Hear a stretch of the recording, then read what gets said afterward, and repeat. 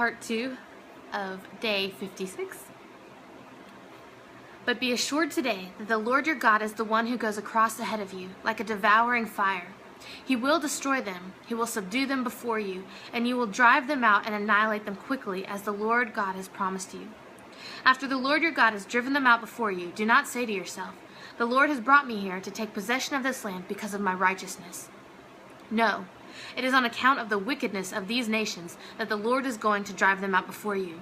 It is not because of your righteousness or your integrity that you are going to take possession of their land. But on account of the wickedness of these nations, the Lord your God will drive them out before you to accomplish what he swore to your fathers, to Abraham, Isaac, and Jacob. Understand then that it is not because of your righteousness that the Lord your God is giving you this good land to possess, for you are still a stiff-necked people. Remember this and never forget how you provoked the Lord your God to anger in the desert. From the day you left Egypt until you arrived here, you have been rebellious against the Lord. At Horeb you aroused the Lord's wrath so that he was angry enough to destroy you. When I went up on the mountain to receive the tablets of stone, the tablets of the covenant that the Lord had made with you, I stayed on the mountain 40 days and 40 nights. I ate no bread and drank no water. The Lord gave me 2 stone tablets inscribed by the finger of God.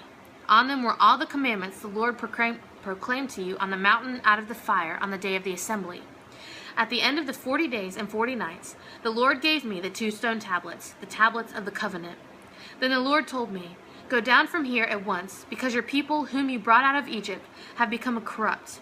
They have turned away quickly from what I commanded them and have made a cast idol for themselves." And the Lord said to me, "I have seen this people, and they are a stiff-necked people indeed. Let me alone so that I may destroy them and blot out their name from under heaven, and I will make you into a nation stronger and more numerous than they." So I turned and went down from the mountain, and while it was ablaze with fire, and the 2 tablets of the covenant were in my hands. When I looked, I saw that you had sinned against the Lord your God. You had made for yourselves an idol cast in the shape of a calf. You had turned aside quickly from the way that the Lord had commanded you. So I took the 2 tablets and threw them out of my hands, breaking them to pieces before your eyes. Then once again I fell prostrate before the Lord for 40 days and 40 nights. I ate no bread and drank no water, because of all the sin you had committed, doing what was evil in the Lord's sight, and so provoking him to anger. I feared the anger and wrath of the Lord, for he was angry enough with you to destroy you. But again the Lord listened to me. And the Lord was angry enough with Aaron to destroy him, but at that time I prayed for Aaron too. Also I took that sinful thing of yours, the calf you had made, and burned it in the fire. Then I crushed it and ground it to powder, as fine as dust, and threw the dust into a stream that flowed down the mountain. You also made the Lord angry at Taberah, at Massa, and at Kibroth Hattaavah. And when the Lord sent you out from Kadesh Barnea, he said, "Go up and take possession of the land I have given you." But you rebelled against the command of the Lord your God. You did not trust him or obey him. You have been rebellious against the Lord ever since I have known you. I lay prostrate before the Lord those 40 days and 40 nights, because the Lord had said he would destroy you. I prayed to the Lord and said, "O sovereign Lord, do not destroy your people and your own inheritance that you redeemed by your great power and brought out of Egypt with a mighty hand. Remember your servants, Abraham, Isaac, and Jacob. Overlook the stubbornness of this people, their wickedness and their sin.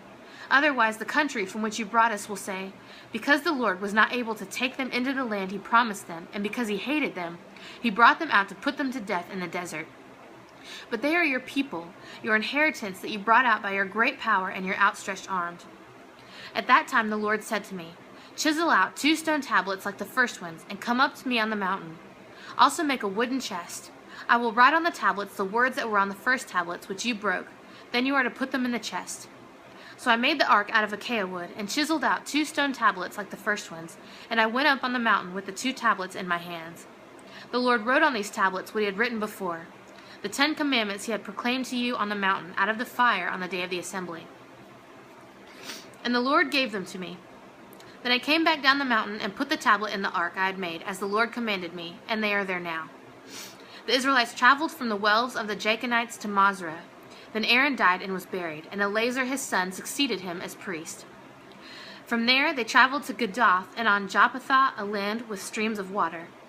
At that time the Lord set apart the tribe of Levi to carry the ark of the covenant of the Lord, to stand before the Lord to minister and to pronounce blessings in his name, as they still do today. That is why the Levites have no share or inheritance among their brothers. The Lord is their inheritance, as the Lord your God told them. Now I had stayed on the mountain 40 days and 40 nights, as I did the first time. And the Lord listened to me at this time also. It was not his will to destroy you. Go, the Lord said to me, and lead the people on their way, so they may enter and possess the land that I swore to their fathers to give them. And now, O Israel, what does the Lord your God ask of you, but to fear the Lord your God, to walk in all his ways, to love him, to serve the Lord your God with all your heart and with all your soul, and to observe the Lord's commands and decrees that I am giving you today for your own good? To the Lord your God belong the heavens, even the highest heavens, the earth and everything in it. Yet the Lord set affection on your forefathers and loved them, and he chose you, their descendants, above all the nations as it is today. Circumcise your hearts, therefore, and do not be stiff-necked any longer. For the Lord your God is God of gods and Lord of lords, the great God, mighty and awesome, who shows no partiality and accepts no bribes. He defends the cause of the fatherless and the widow, and loves the alien, giving him food and clothing.